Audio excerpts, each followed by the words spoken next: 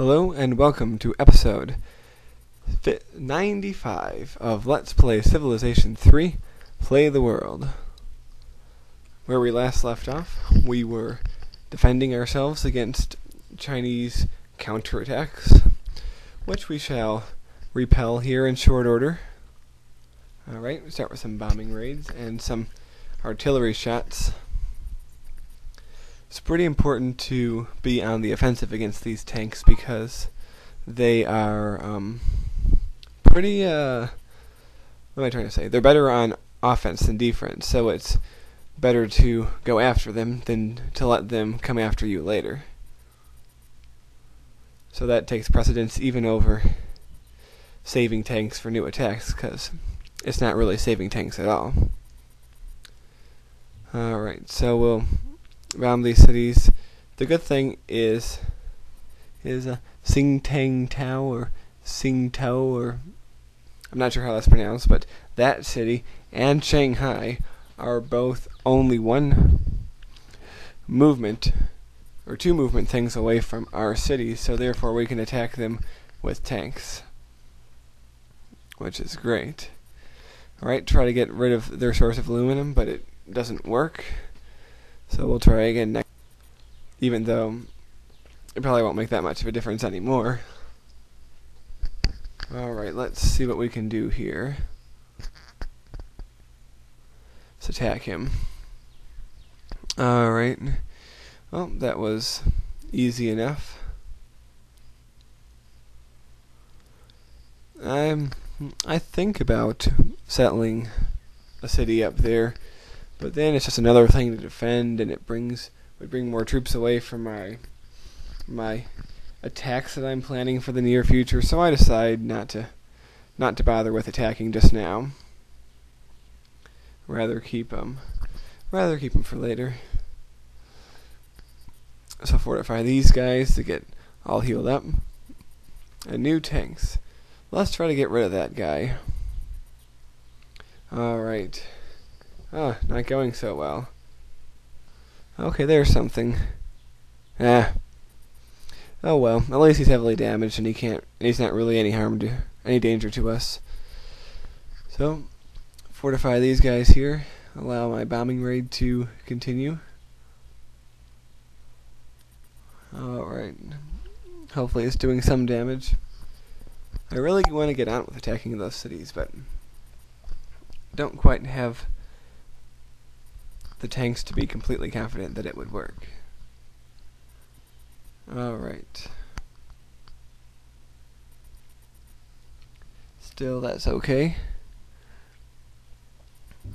I'd rather wait a little bit longer if I can launch an attack that I'm sure will succeed, rather than starting right now to launch an attack that I'm only 50% sure will succeed. Ever heard the saying, haste makes waste? Certainly true in this game. You don't want to get greedy and overextend yourself. That's how you get your armies decimated. And here come the Germans. Where are they going, you might ask? Why, they're going to China. Which is why I said we're on a time limit. We have to capture the Chinese cities before the Germans do. Because we don't want German cities on our southern border. It's the last thing we want. But here they come anyway. My hope is once we conquer the Chinese, they'll just turn around and go home. Which they probably will. And still the Celts have a tank from somewhere. I gotta burn down Alesia. That might be the only way I can stop these tanks. Their empire might be small, but individually that city can probably still produce a tank every turn or two, so it's going to be a hazard to us. Alright, there goes a Chinese tank, which has managed to already get through one of our tanks. Now make that two tanks, destroy two elite tanks, even though it was only a regular tank. And people wonder why these things take a while. But yes, back to us. People are starving because of our anarchy. Anarchy causes people to starve, I guess, because the food networks aren't being as efficient as they otherwise would be, I'm assuming. That's how it would work in real life. Game logic works a little bit different, but it's not a big difference. Alright. One thing that is happening is that there's no more war weariness. So, as much as I'd like to go back to democracy, I'm worried about it being overthrown right away, again. So, oh, look at that. The Germans have attempted to put a spy in our capital. Little do they know, we have a spy in their capital. And they don't know, unless they do some sort of counter-spy operation, which you can do. Or if we try doing something with our spy that fails and gets us noticed. Alright, we're going to turn down the happiness funding. Sounds kind of Orwellian, happiness funding, but so be it. And I was thinking about turning up the science funding, but we're going to lose so much money if we do that I'm going to have to leave it at its low level. 34 turns for synthetic fibers seems really ugly. But as soon as we can get rid of both of our adversaries, we can get back to democracy, get back to growth and happiness, and hopefully advance our tech.